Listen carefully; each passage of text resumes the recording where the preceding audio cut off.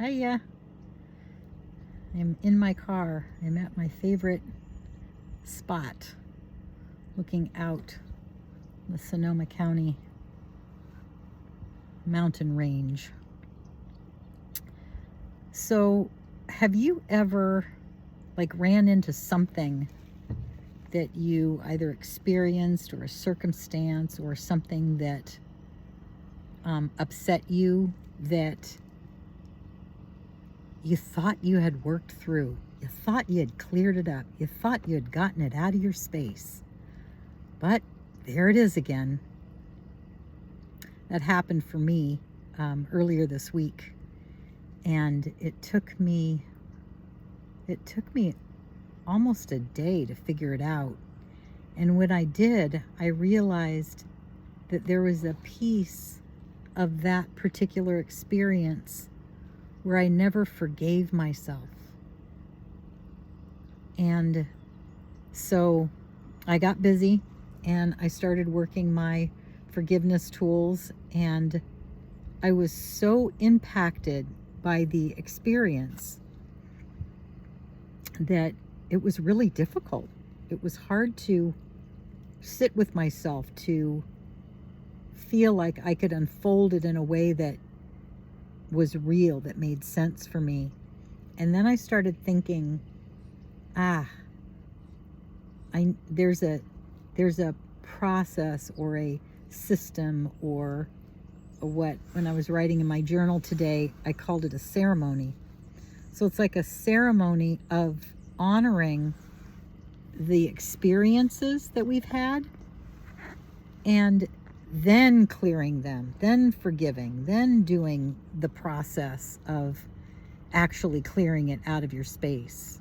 And sometimes we have to do it multiple times, and it's layers of coming at it. So the ceremony, so to speak, goes like this. First, we look at in full detail everything that went on in that circumstance. So we allow ourselves to really be consciously aware of all the parts, how we felt, what we experienced, what we thought about it, what it looked like, and get really clear on it. And then once we get really clear on it, then we can look at it and go, what was the lesson in that for me? What was the lesson? And then from understanding the lesson, this experience for me at this point, or a thought or an issue or whatever it is for any of us, sits in our body somewhere. And the reason I know that is because when I had this experience earlier in the week, my whole body kind of freaked out, and my mind couldn't focus, and I didn't feel like myself. That's a good way to put it. I did not feel like myself. So I knew something was up. So it's in my body somewhere. That's what happens. We have a thought in our head, and then if we keep thinking it or we hold that thought, we bring it into our experience and it comes into our body. And as Elizabeth Kubler-Ross would say, if it sits in our body long enough, it'll make us sick. So it will create dis-ease in the body. In other words, disease, right? So we find out where it is in the body. And one of the easiest ways to do that is imagine your own color. What color is your favorite color? Or what color is your special color, right? Your magic color, whatever, however you call that. What's that color? Let's just say it's green. And so you look at your body, you scan your body in your mind's eye. You're doing this on the etheric in your mind's eye. You scan your body. What's not green? And you find where it is. So let's say it's behind your heart. It's just in back of your heart. And let's say it's brown, kind of like a funky brown. You go, okay, so that's where it's sitting. Then what I like to do in this ceremony is I imagine a golden ball. And for me, the golden ball is like from my higher self, or from the creator, or from the beauty of the universe, life force. So whatever is real to you that feels like your support system, right? So I like to create it as a gold creator ball around this brown color in my green beingness, right? And so with that, it's all surrounded in this gold creator color, and I shrink it down. I shrink it down so it's about the size of a tennis ball. And then, in your mind's eye, you move it out of your body. You just take that gold ball and you move it out of your body. And as you do, you create a vacuum where it used to sit, and your color begins to fill it up. So it is making you congruent with yourself, right? It's bringing that part of you back to yourself. And you allow your color to fill it up, and you just allow yourself to enjoy the feeling of being more truly you, right? So that you're all that beautiful greenness that you are, refilling your color with you, right? So that color is always there, but it was crowded out by the brown, right?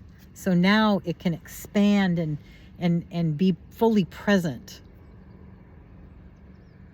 And so from that point, in that state, if you want to go farther, which I always do, part of the ceremony is what I call cutting cords. And I learned this from a very dear friend of mine, Art Running Bear, where you cut the cords of all the experiences that you've had that support this old belief system that you had, this old experience, this old trauma that you've gotten the lesson from it, and you're ready to let go of everything that hooks you to it. So you're cutting the cords, and cords are basically their energy that connect you with a thought, you with a situation, you with a person, that connects you to outside of you. And what I like to do is I like to cut that cord close to my body. And what I do is I fill that cut end. I allow the part that's still attached to me to just refill back into my green. And then I take love and light, and as if I'm lighting that cord with love and light as it returns to whatever the situation, thought, person, emotion, whatever it is, just cutting it loose with love and light. And then from that point, the next step would be burning your karma sticks, burning your agreements, burning your contracts. So one of the ways that I like to do that, and again, I'm sharing with you the way I like to do it, you create your own. That's the magic of this. You do it the way it feels real to you to make it happen, right? So what I like to do is I imagine all of the agreements. It's like I call forth all the agreements and contracts that have to do with this particular situation or circumstance that I no longer want to be involved with, that I no longer want to allow my energy to flow towards. Bring them in a pile. And then after they're all piled up, bonfire, big bonfire. And then I throw them all into the bonfire and burn them all. And what's so wonderful about using fire, whether it's real, I do real fire circles in my backyard ceremonies, or if you do it on the inner, they both work. They both work. They're awesome. Fire is a wonderful cleanser, purifier, right? So we're using the fire to cleanse and purify all those agreements and contracts that we had, whether you were in agreement and you knew it, or whether you were coerced into agreement, or whether you blindly stepped into agreement and didn't even realize that's what you were doing. That happens a lot. I attest to that. So burning all that. And then if you feel like going one little step further, then there's burning your karma sticks. Karma sticks, explaining that simply, is experiences and relationships that you've had in your past life experiences that you've carried forward that you haven't finished working out. And in this agreement, this new way of letting that go, you're done with those karma sticks. You're complete. So burning them, same thing. I call all the sticks in. I break them in half. And this is all in the etheric, in my mind's eye. Break them in half. Bonfire, throw them in. Burn them. And that usually happens for me. When I do that, I get this spontaneous breath.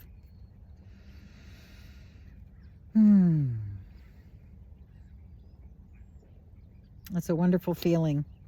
So the last thing that I like to do after that is to create a new agreement or renew an agreement with myself.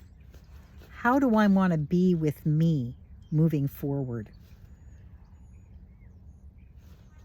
Love myself, honor myself, value myself, trust myself, believe and support in myself. So creating a new agreement or a renewed agreement with yourself. And creating a symbol in your mind's eye for it to sit in. Sometimes I like to use a star. Other times I'll use a field of daisies. Whatever works for you, right? It could be a beautiful chest. But the symbol is the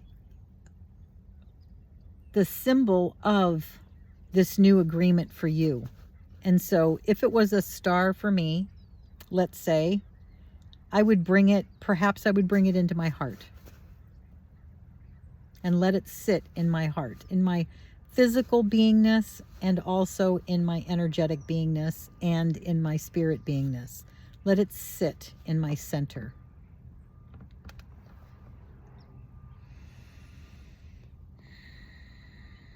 And then after that, if you want to take it one step further, bringing it into light of our present day waking state.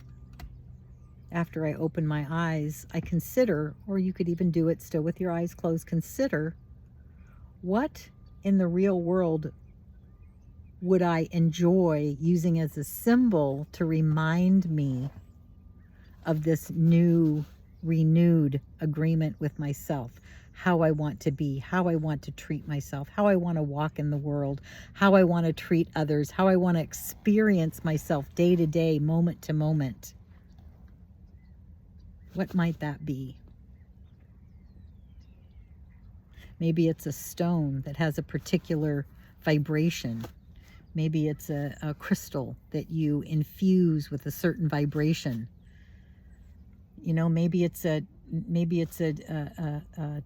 saying on a card.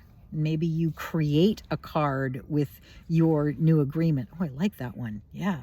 Create a beautiful card with art or some kind of visual that supports you, that you can put on your desk, for instance, or your refrigerator. I love to put things on my bathroom mirror. So that too. And I have those crayons. I don't know if you've ever used them. They're really cool. Where you can write on your mirror. Anyway, that is how I complete the ceremony and find that object or that symbol in the outer world that reminds me. I'm just watching an eagle fly right now. It's so cool. If I knew how to switch this camera around and not lose the image, I would. Anyway, this was a long one. Thank you for coming. Thank you for hanging out. Thank you for letting me share a little ceremony that I like to do. I like to do for myself, and I like to do for others, and I find it extremely supportive and helpful. So, my gift to you. Anyway, thanks for stopping by, and thanks for being okay with me being in the car and not being out in nature. Next time, I will be out in nature. So, bye. Heartfelt love. Bye-bye.